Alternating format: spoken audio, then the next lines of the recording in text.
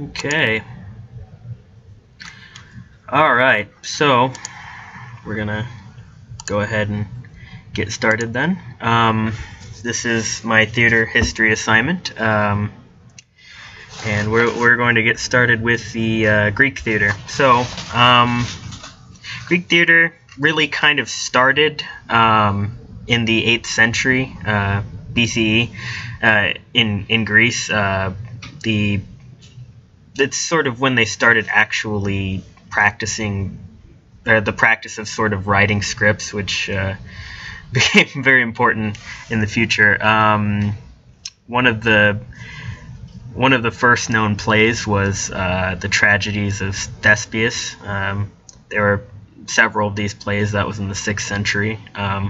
Most of the time, the most popular of the plays that they would do would be tragedies, comedies, and satyrs, which mostly was plays that featured half man, half goat creatures, which sounds pretty interesting. I'd like to see one of those. Here's one of the biggest parts of Greek theater. It's a very important part, was the chorus. The chorus was kind of used to act in many different ways. They were narrator. They were the narrator of the play. In some senses, they would set the tone of a play at the beginning. But most of the time, the chorus would kind of act as an outside spectator. Kind of almost like the audience. They would react to the play as it went on, as they were transitioning. It's like, whoa, this is a weird thing that's happening, and that was mostly done so that the playwright could sort of direct your mind in a certain direction, where they wanted to have you on a certain train of thought when you were watching the play. And it sort of focused you a little bit. It was kind of a very positive part of it. But that was a super important part of the plays in the Greek theater era. Moving on to Roman theater. Here's a picture of sort of a painting of Roman theater. Roman theater was kind of really influenced by Greek theater. They took a lot of the structure and the plots of Roman plays and kind of repurposed them for their own. They didn't really keep every aspect, though. The biggest aspect of Greek theater was there was a chorus, and in Roman theater they kind of minimized that and completely removed it from comedy, mostly, and drama still had it sometimes, but it wasn't super important to them. First Roman plays kind of started cropping up around 240 BCE, and most of the plays, most of the bigger ones, were actually written by a playwright named I'm gonna mess this up, Livius Andronicus, I think, and another famous Roman theater writer was Seneca, and he's going to become important later on down the line of this timeline. He wrote the tragedies of Plautus. Anyways, we're going to move on, but remember this guy, Seneca. He's going to be very important pretty soon. So we're going to medieval theater. Now, most medieval theater was really kind of focused on religion, because the dominant religion at the time was Catholicism. They had the starts of the plays were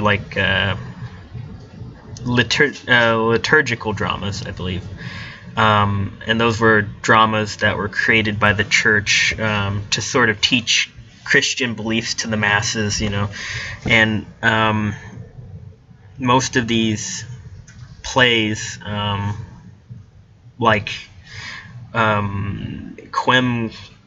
Clatura, tourists were created during that time period, and these plays were often performed in the street during festivals. They were called mystery or circle plays, as you can see from these pictures. That's kind of what would pop up, because they'd be in the middle of the street. They wouldn't be like what you'd think a normal sort of play would be. Another type of play during that time was the morality plays. Those were mostly plays about just your average Joe going up against struggles of good versus evil. Another one would be miracle plays, which are plays that were mostly just following the life of a certain saint, whatever they want to write about. A famous writer of these morality plays was actually the first female dramatist, Hrosvitha, and she was a pretty big dramatist for a while there. Medieval theater kind of abruptly ended in the 16th century, and that had to do mostly with the ruling powers not really wanting to have any religious fighting going on in their area, so they were like kind of outlawed it, so it didn't cause a ruckus, and that was kind of the end, and it was very, very abrupt when that stopped. Anyways, we're gonna move on. Here is Hirosevia, I think. Anyways, we're gonna go and move on to English Renaissance. Now, see, this is where Seneca comes back in. The English Renaissance, sort of, one of the writers of that time period was Christopher Marlowe, and he used Seneca as a pretty big influence to him, and sort of made his plays based off of those.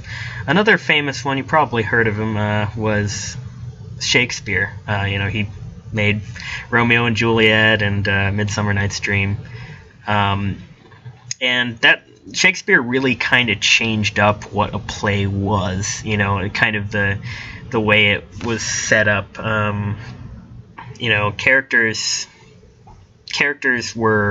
There were a lot of characters, and most of the characters had pretty complex motivations for what they did. Verses were written in iambic pentameter, which was kind of, it was different. It sort of was to capture the heartbeat. It was a very interesting way to go about making a play. And we still perform his plays today. So he was a very influential person in theaters. And I think one of the coolest things about the English Renaissance and the Renaissance in general was that it did something that none of the previous types of plays was doing at the time, and that was that the Renaissance was trying to replicate life, was trying to make it kind of real, in a way, whereas others were, the previous ones were kind of just sort of out there, not really trying to make it even close. Here's a picture of Shakespeare on the left and Marlowe on the right with his poofy, actually a pretty daring look he's got going on there. We're going to move on to French neoclassicism. Now, this is a picture of the kind of costumes around that era. This is where Greek and Roman theater, like the people started to be interested in that again and wanted to try to revisit it. And that was mostly because people in power were kind of, pushing writers of that era to create stuff that was in this sort of neoclassicism style, where it's old style but with a new twist, and that would kind of lead to problems. It would kind of end up confusing and sort of it was a sort of weird, disjointed, distorted view of what culture was back then. But you know, there was still some really good stuff. Neoclassicism was sort of divided into three types of plays. There was comedy, pastoral, and tragedy. And they were cut into a usually standard about 5 different acts, which is sort of what the Roman playwright Seneca, see, he came back again, was trying to. That was his structure, and since they were really into Greek and Roman theater again, they wanted to kind of replicate that. So it was split into five different acts. Plays were usually like the passage of time that they were going with usually was restricted to 1 day. They kind of wanted to keep it as realistic as possible, sort of to adhere to the realism. And they usually kept to one plot to sort of simplify it. Now, the purpose of these plays for Neoclassicism was kind of to sort of teach morals to the people, to sort of, you know, it's like, this is the moral of the story, kind of just, that was kind of the purpose, was to make it so people would learn, you know, it's like, hey, this is right, this is wrong, kind of thing. It's a sort of a teaching thing. One popular playwright during that era was a guy named Malare, and he created a pretty controversial play called Tartuffe. I think that Tartuffe. I think that's probably what it is. Anyways, moving on. We got the English Restoration. Now, this was sort of in the period directly after Shakespeare's time, and then in the late 1600s. It was sort of a pretty nice time, a pretty neat time. This is when women were starting to be allowed on stage. Previously, it was pretty much all just men dressed up as women because they felt like women were. Anyways, but we're past that. One of the playwrights of the era was a dude named William Cosgrave. He was pretty big in that era and had some pretty awesome hair. Those plays were kind of very close to what Neoclassicism was in style. And one of the big types of plays that was created, and William Cosgrave was kind of a part of this, was a comedy of manners. You know, it's like, it's sort of like the importance of being earnest, kind of one of those type of plays where it's like misunderstandings of like really rich people. That's kind of what it breaks down to. Anyways, we're going to move on to the next one, which is melodramas. Melodramas came out of the Industrial Revolution in the 19th century.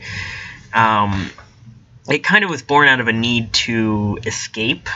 You know, around that time, people were working really hard and just horrible working environments, and they really needed to sort of escape. They needed to go somewhere else.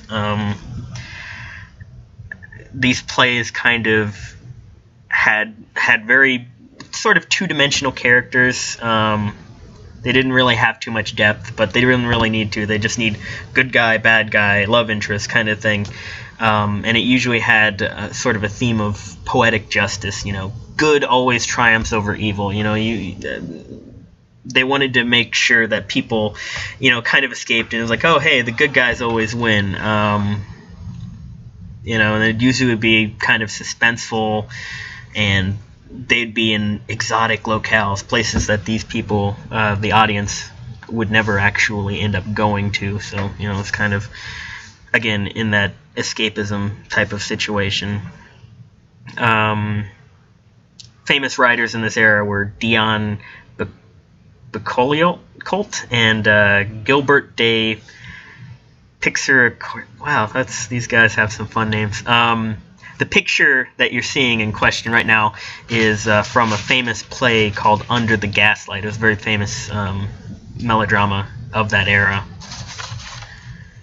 Now we're going to go on to realism. This was also in the 19th century. It was a reaction to melodramas, whereas melodramas were more about letting people escape, get away from this horrible situation, to sort of distract them. Realism was more about facing that head on, attacking that, making people think about, hey, this is really messed up, maybe something should be done about it. They were really focused on being real, as opposed to just sort of not really thinking about things. And that was pretty interesting. They really wanted to challenge people. The play that you see up here is from a writer of the era, Anton Chekhov, Star Trek, and he wrote this play called Cherry Orchard. This is the play in question being played out by someone, I think, in the 1960s. Anyways, we're going to move on to the last one I'm going to talk about, which is postmodern. This, in turn, was sort of a reaction to the realism phase, but instead of being kind of like melodramas where it was a little bit, it's a little bit more fairy tale, this is just wacky stuff. The plays were less about being realistic. They didn't really adhere to any sort of linear structure. Some of the times, the words that were being uttered didn't even make any sense. They were just sort of weird. And the purpose kind of those was to let the audience sort of interpret the play on their own, just sort of come up with their own conclusions about the wacky play they just saw, make them feel things. One of the biggest writers of that era was Heiner Moller, and as you can see, that's actually a picture from one of his plays called The Hamlet Machine, I think in the 70s. It was written in the 70s. I believe that was probably around that era. But yeah, it's one that's still going on. A lot of these are still going on. There's still melodramas. There's still realistic plays.